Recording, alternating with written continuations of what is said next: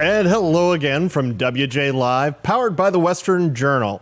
Thanks for joining us this afternoon. We have got a special treat for viewers and listeners today. I know why you're looking at me. I am not a special treat. You're not. Well, the special treat is that the viewers don't have to watch us the entire time. Okay, that is a special treat. The special treat, yeah, this is a little relief for you guys, you loyal listeners. Joining us today is Samuel Say. Samuel is author of the blog Slow to Write, and we were talking about this earlier. That is an excellent name for a blog. Yeah. I should be slower to speak. I should probably be slower to write. Samuel's going to be joining us here in just a moment. He's going to be discussing the case of Pastor James Coates. We've talked with you about this on air a few times. If you haven't been following it, Pastor Coates is a pastor in Canada who has actually been arrested now for continuing to hold services. Samuel's been following that, and he's going to give us an update on it, and we'll have a chance to ask him some questions. First off, though, you are watching WJ Live, powered by the Western Journal, and we are sponsored by a group called Patriot Depot. Patriot Depot is the place you go for supplies for conservatives, and we've actually got a special promo code for you. If you go to Patriot Depot, shop for your conservative supplies there, and then when you check out, put in the code WJ Live 2021. WJ Live 2021. That's going to get you 15% off your entire purchase. So we are excited for that. While you're there, check out, they've got an incredible 3 for the price of 1 politically incorrect calendar available. You can buy one of those and you can get 2 for free. So go check out our friends over at Patriot Depot. Now let's switch over to Samuel. Samuel, thank you so much for joining us on WJ Live. Thank you for having me. Well, it's our pleasure. And like I said, we've been talking with the folks about Pastor Coates for a while. The Western Journal has covered his saga as well. You have been really following this. You published an excellent piece on it that I think all 3 of us read earlier today over at your blog. Can you just tell us a little bit, first off, about yourself and your blog, and then we'll shift to talk about Pastor Coates. Thank you. Yeah, I'm a blogger. I Slow to Write, as you said. I appreciate your very kind words about the name. I'm in Canada. I'm in Toronto, Canada, which is I'm in Ontario, but Pastor James Coates is in Alberta, which is in the west coast of Canada, and I'm in the east coast. So I blog about racial issues and cultural issues, political issues, and from a biblical point of view, I trust, and I'm also a pro-life advocate here in Canada, and that's what I'm known for. And as it relates to James Coates, I have some very good friends in that church, and I'm friends with his wife Erin as well. So I know a little bit, maybe more about what's been going on than maybe the average person. Well, we have been lifting them up in our prayers and continue to, and ask our viewers to do the same. Your piece summarizing this is just excellent.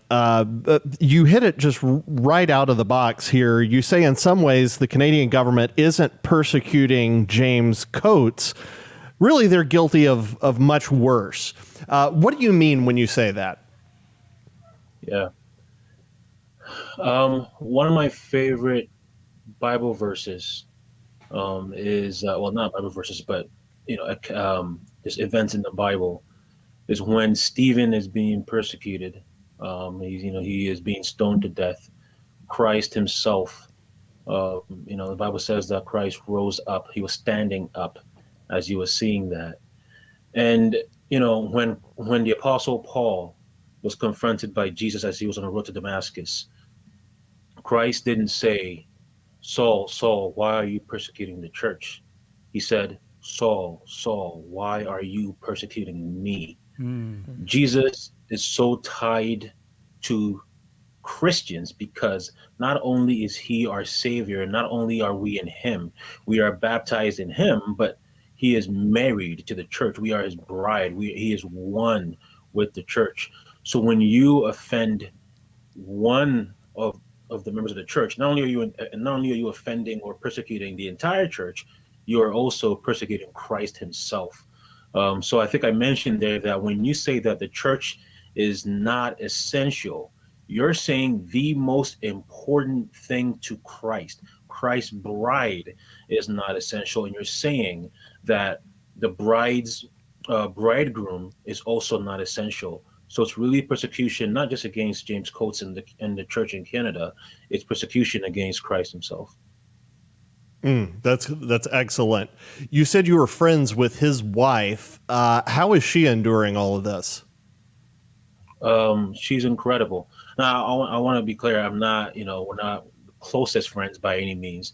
But I've become familiar with her, and, well before this whole situation, we became friends through social media, and we've had some little chats about what's been happening in our culture as he deals more with racial and political issues. And I never imagined that it would get to this particular point, in terms of her family being in this situation. But she's incredible. She's a strong woman, very wise woman. Um, she is a teacher in her own right. She's very involved with the church's ministry and teaching a lot of women and a lot of people in her local church, but also outside local church too. So she's been able to really articulate not just James Coates' um, thinking on these issues, but just her convictions in the gospel. I saw her, her local church, Grace Life, they all met together at the jail, the building that James Coates is at, and they were all just praying and singing. And she was called up afterward. She was standing on a truck, on a pickup truck, and she was preaching the gospel. And that's really what she's about. She's and the whole church. I know they're unified. They're just, their faith and their wisdom has dramatic. Well, they're already very wise and faithful, but this has seemingly made them much more faithful and wise. Yeah, Erin is, on social media, on Instagram. She's just full of encouraging words, and it's beautiful to see. She's made it very clear that while it's been a very difficult time, she's strengthened by the prayers she's receiving and by the incredible support she's receiving from her local church. God's grace is really good, and of course we've seen through history when the church is persecuted, the church stands up under it. I mean, Christ gives us the ability, having done all to stand, the word says, and we often see that sort of purification that comes during difficult times. Nobody wishes for it or wants it, but that is I would say the common result of that kind of persecution, which is where joy comes out of it.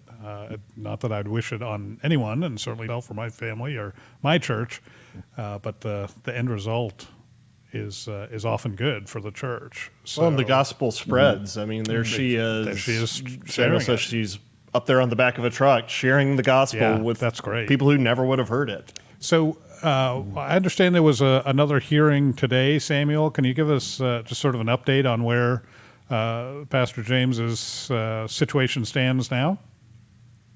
Yeah, today, just a couple of hours ago, they had a hearing for his appeal, for his bail, because I don't know if people know this, but essentially the government has said to James that he could be free so long as he would choose to violate his conscience, and that he would choose to stop, just defying the government to serve his local church. If he would simply recant that and he would simply change his mind on that, they would let him go. So the bail was a couple of hours ago, and from what I've been told, the lawyers was very, very good. But the judge will not make a choice, will not decide on that until tomorrow. So if you're listening, please be be praying today, so that the judge would rule in a just manner. Yeah, that's good. We will pray for that. We actually have we use an app called Slack. I don't know if you're familiar with it. It's an internal communication, just a messaging app basically that we use in the company. And one of the channels we have there is for prayer requests, because we are a Christian conservative organization. And as soon as we're done here, we'll add that in, and we'll look forward to hearing a good report tomorrow. One thing I wanted that you had written about, Samuel, that I wanted to ask you for more thoughts on. I was very interested in your statement that you had seen a lot more outpouring of support from American Christians than you have from Canadian Christians, which, given that this is happening in Alberta, which I would venture to guess most Americans aren't even sure where that is, other than in Canada somewhere. North.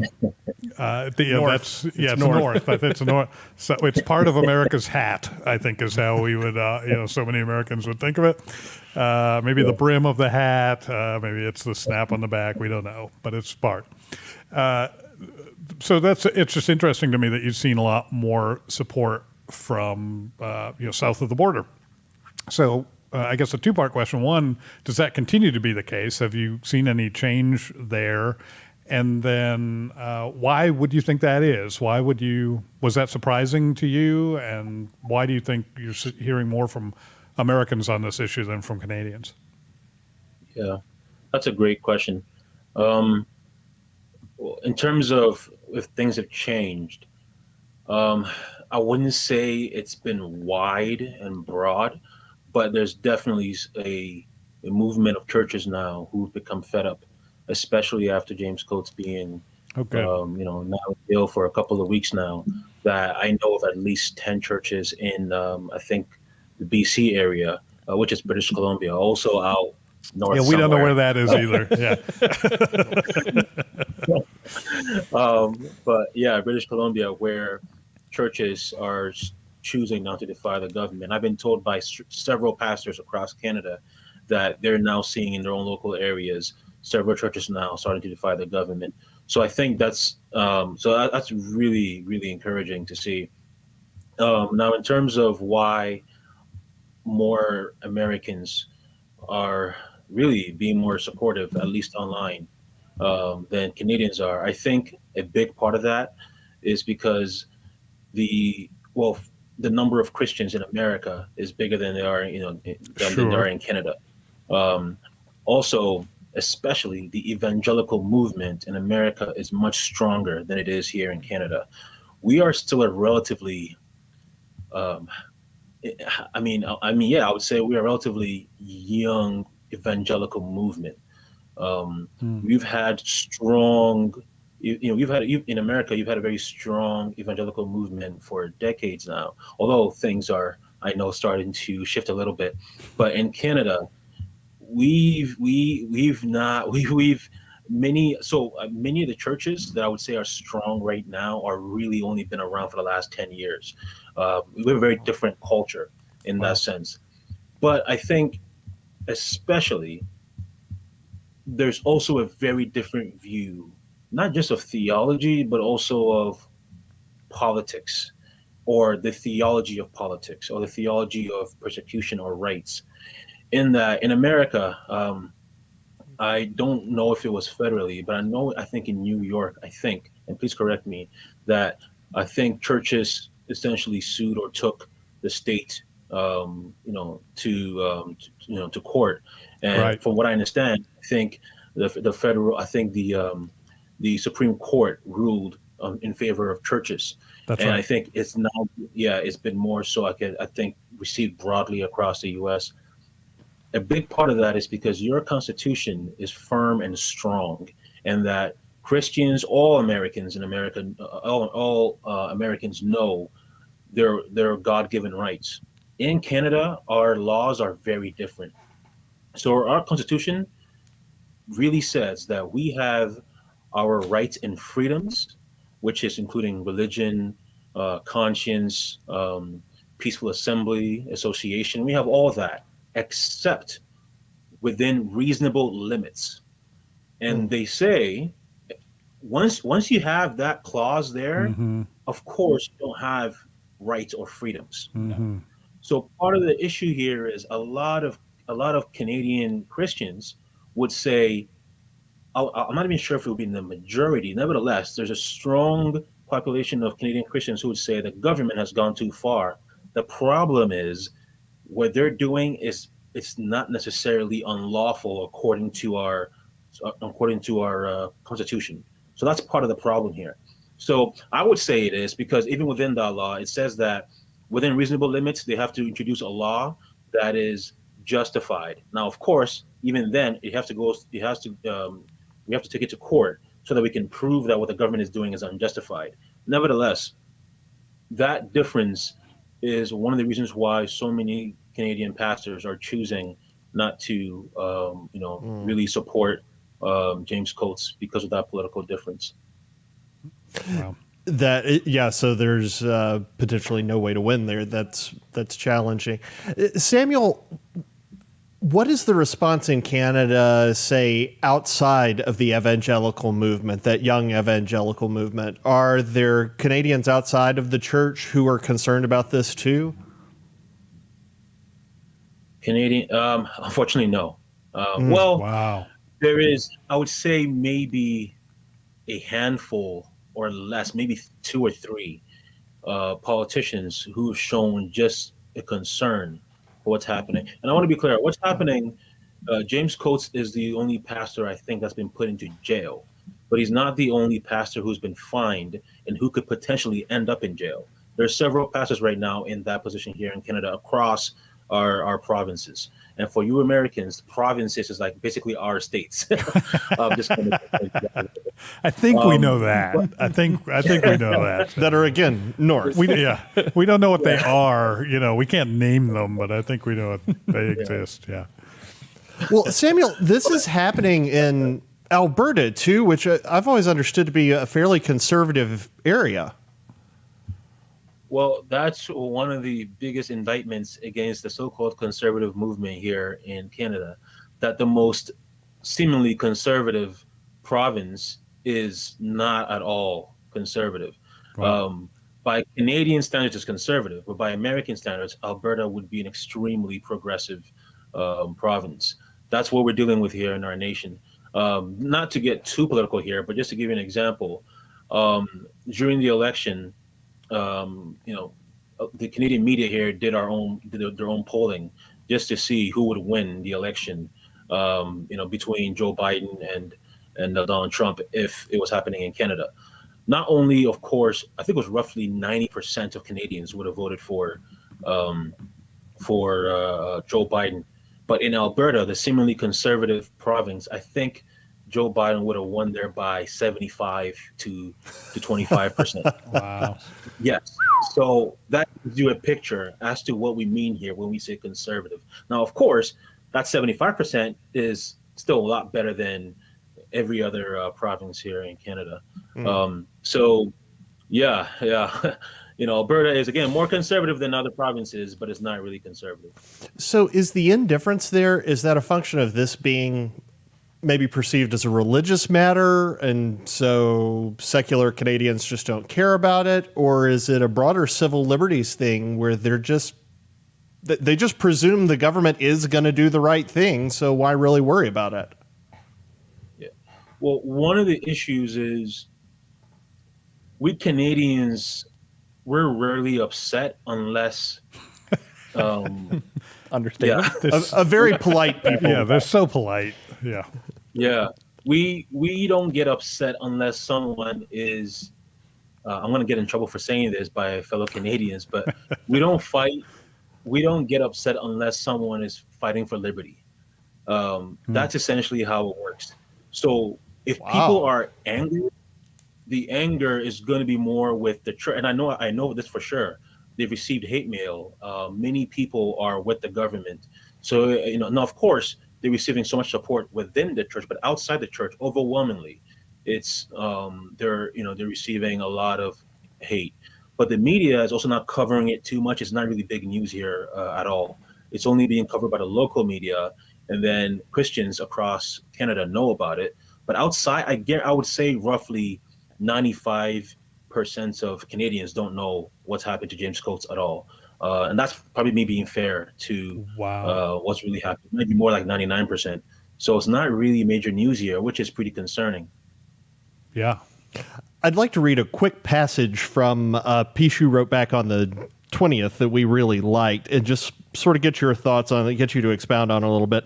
You said, But when one of our brothers, talking about Coates, when one of the faithful pastors in this country is locked in jail by an unfaithful government, it shouldn't be controversial to say we should side with the faithful pastor, not the unfaithful government.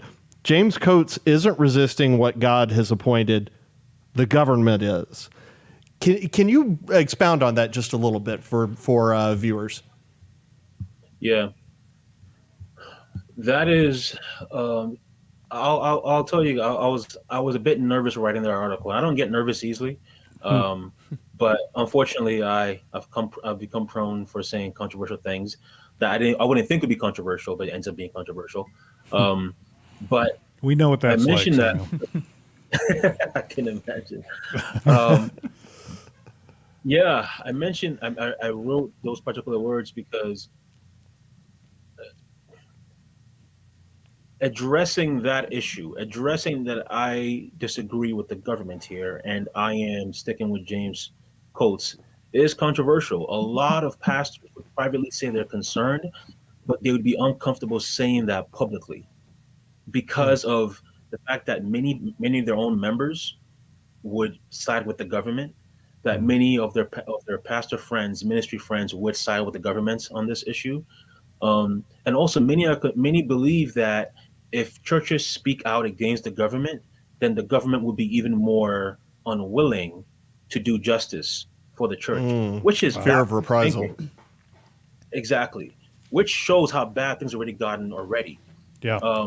But theologically, many Christians, many pastors are looking to 1 Peter 2 and Romans 13 as a basis that you essentially can never defy the government unless they're explicitly telling you don't do this because we hate you as Christians. That seems to be what many Christians believe. But when you're saying so right now the restrictions, they would force James Coates and many pastors to have to do 6 different services on a Sunday just so that they can serve their entire church with through corporate worship. They're not allowed to have the Lord's Supper. They're not allowed to sing at church. They can't talk at church. So James Coates and many pastors in Canada were obeying the government from March all the way till December. And then finally, he's like, you know what? Like we've been trying, we've been faithful, and the government is not letting up. We need to defy the government. But many Christians believe that he is in the wrong, that he's in sin. And that's why I wrote those words that no, the government is the one that is violating their authority. Their job is strictly to protect people's God-given rights. Right. They're not allowed to especially dictate or to shepherd local churches. That's James Coates' job. And he is free to do whatever he thinks is best for his church. And the government cannot enforce him to do otherwise. But unfortunately, many Christians disagree on that. Mm-hmm. Now, Samuel, you kind of are getting at a pretty broad thing here when we're talking about, or I guess less broad, a more specific biblical kind of principle when we're talking about, and we've heard plenty of this in the United States, about how the church is called by Christ and by God to obey to a certain extent the leadership that God has allowed and ordained and put in place. And so that's kind of more of a specific issue biblically.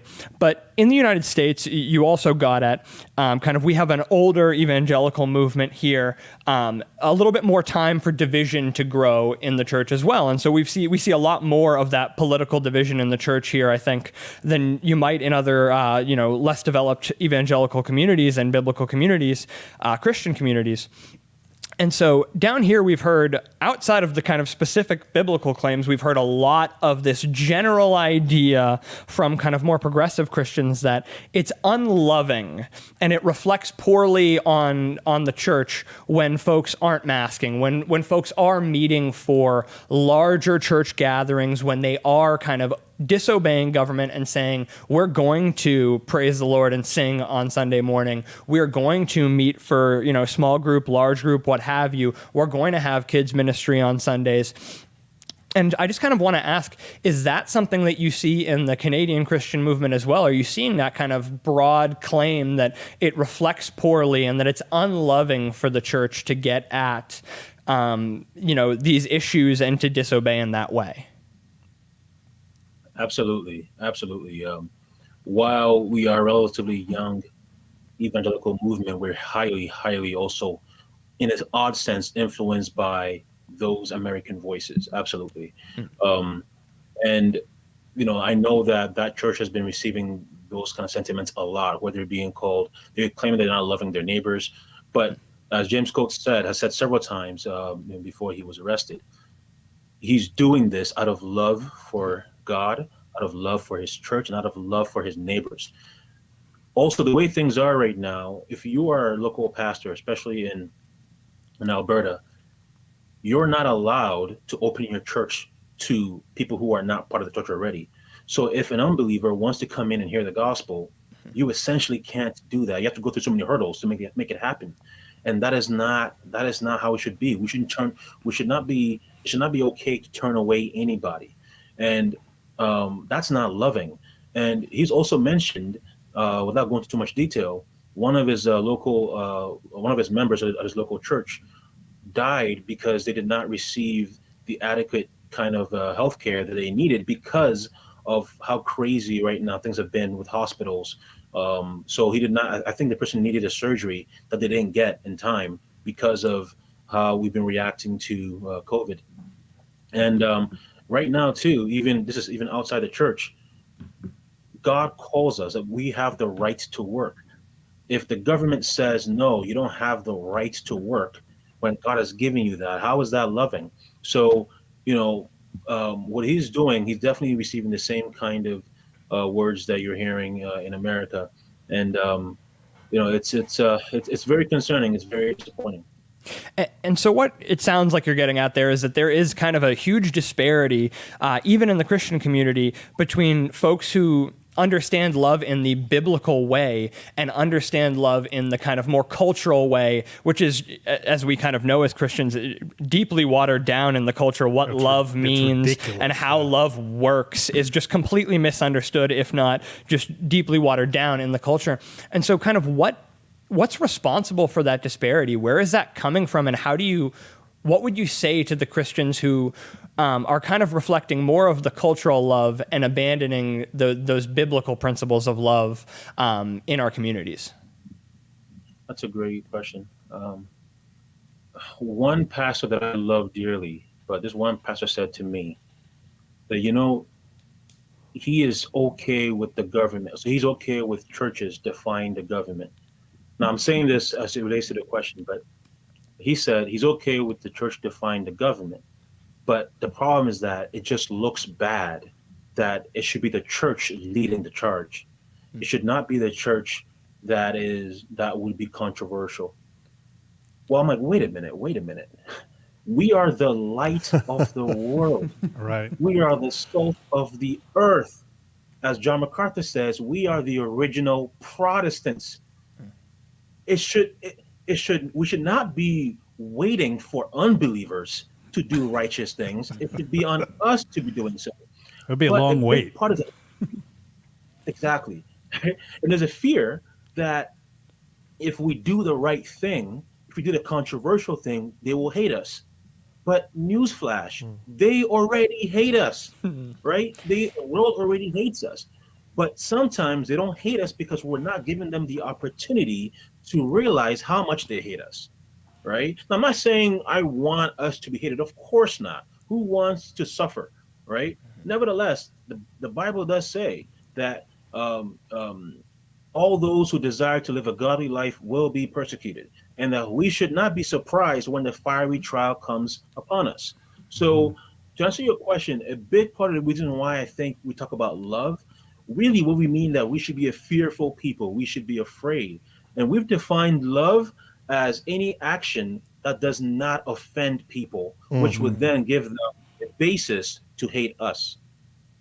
We almost need a new word for it. Yeah. I mean, we're talking about how much we love Samuel's blog. I love my wife. I love my kids. I love my coworkers. I love the people at church. I love chili. It just gets, and I treat all of those things very differently. And it's all to different degrees, and it all is in different ways. Yeah. And that's it's unfortunate factors of, kind of the English language, is that the folks who wrote what makes up our Bible is, they had a language that, there were 30 words for love. Yeah, right. They had the benefit of differences in what love means, and that biblical love could actually mean something strong, Yeah. George. Maybe we should just start speaking in Greek again. That would just make everything easier. Well, Says hey, the Samuel, one guy in the room who studied Greek. So I have a clear advantage over everyone else. Hey, Samuel, these have been kind of high-level questions. I have just a super practical question for you. Do we have any idea what the conditions of Pastor Coates' incarceration are? Do we know? I presume he's warm and he's eating, but do we know where this is? And I mean, is he able to get exercise? Is he able to have anybody ever visitors? really warm in Canada? I don't know if that's even an option. I don't know that is a thing that they talk about in Canada even. In terms of his condition, no, I don't know that. I don't know the information. I know that he's not allowed to see his family and friends. I know that. I think part of that is because of the COVID, rules and things like that. But he's not able to see his friends or family or the church. But I know that he talks to Erin Coates, his wife. And if anybody wants information on that, she's on Instagram. And if you just type in her name, you'll find her, and she's always giving updates. But I know that, of course, he's eager to preach the gospel, and I trust that he's preaching the gospel there. And side note, maybe just to encourage people, one of the most encouraging things I've learned throughout this whole thing was that apparently someone, a Muslim, walked into their church after he heard about James Coates in jail, and he simply said, "I want to know more about James Coates' God." Wow. And that is deeply encouraging to hear. Yeah. That he's not suffering in vain. Of course, no Christian does, but to hear things like that just makes it that much more real and encouraging. Yeah, I don't know the man by reputation, but I'd have to guess that James Coates, if God had come to him in a dream and said, "Look, I'm going to give you a choice. You can go to jail, and a Muslim will come into your church and ask about Christ. Do you want to take that deal?" I have a feeling he'd take that deal. I don't, like I said, I don't know the man, but he certainly seems to be the kind of guy who's willing to suffer for the gospel, and that is what it's all about.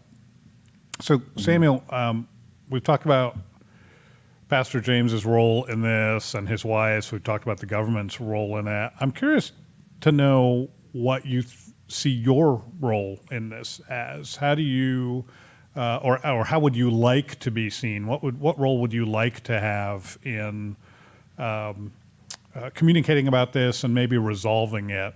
How do you see God using you in all of this? Oh, wow. One of the things that's been very disappointing is, these are some of my dear friends, so I'm not trying to shame them. I love them. But a lot of the Canadians with platforms, Canadian Christians with platforms, have not really addressed this, in part for many of the reasons why I had said.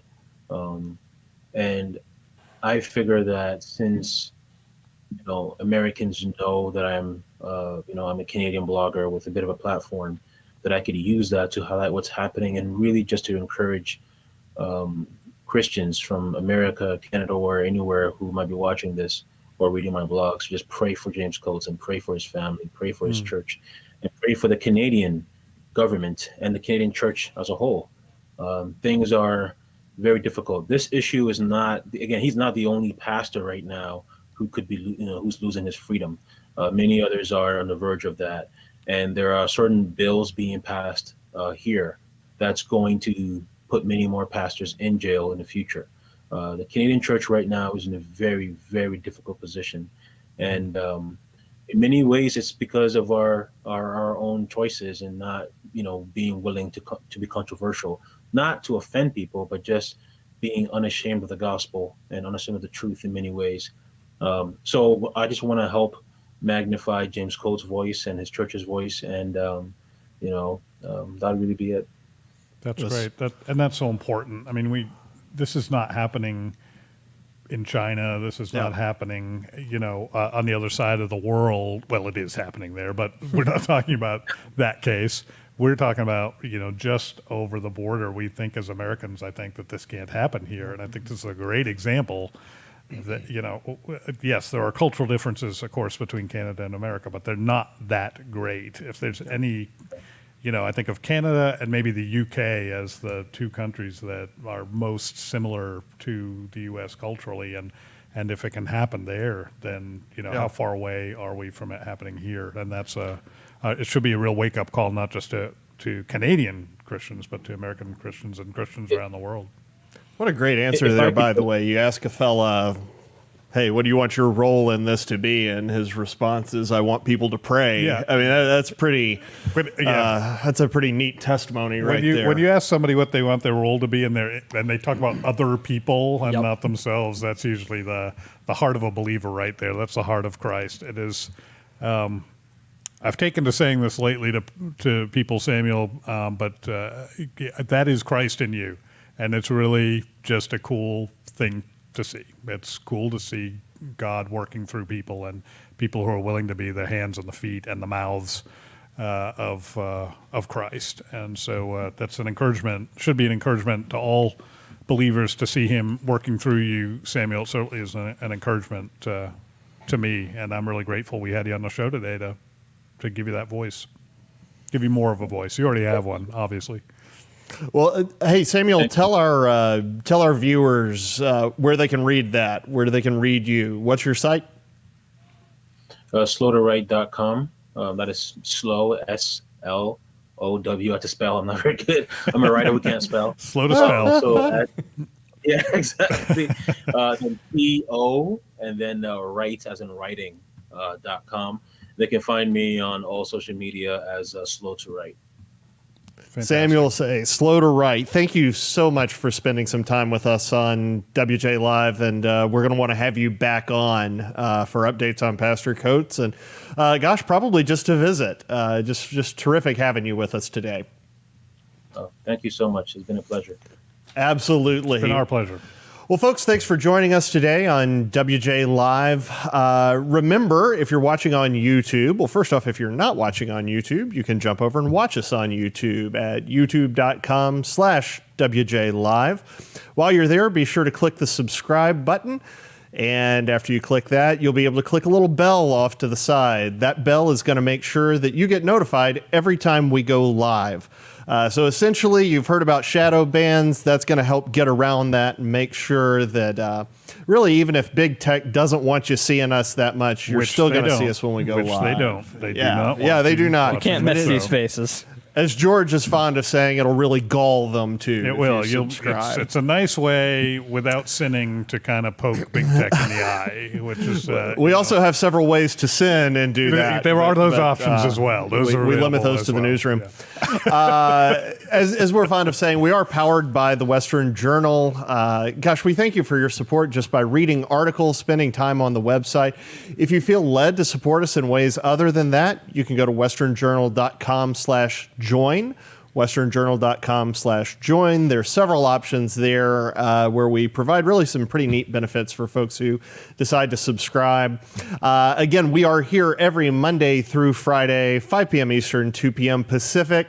For George Upper, for Andrew Shasha, for our guest, Samuel Say, thank you so much for joining us, and we're going to see you again tomorrow to wrap up our week. Thanks, and have a great one. Stay safe, everybody.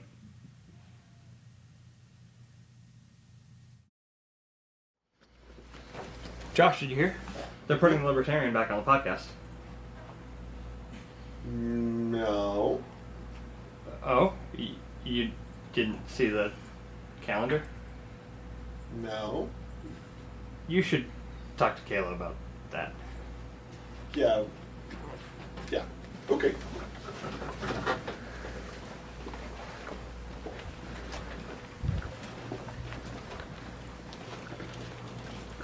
So, who's on the show Tuesday? You and Joe. Yeah. Like he's back.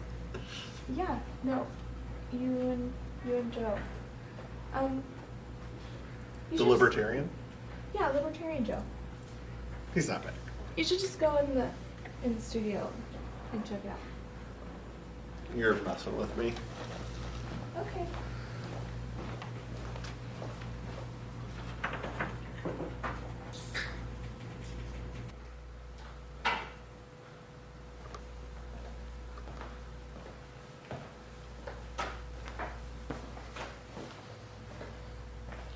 Okay. Nice joke, Kayla. Got me to go to the studio.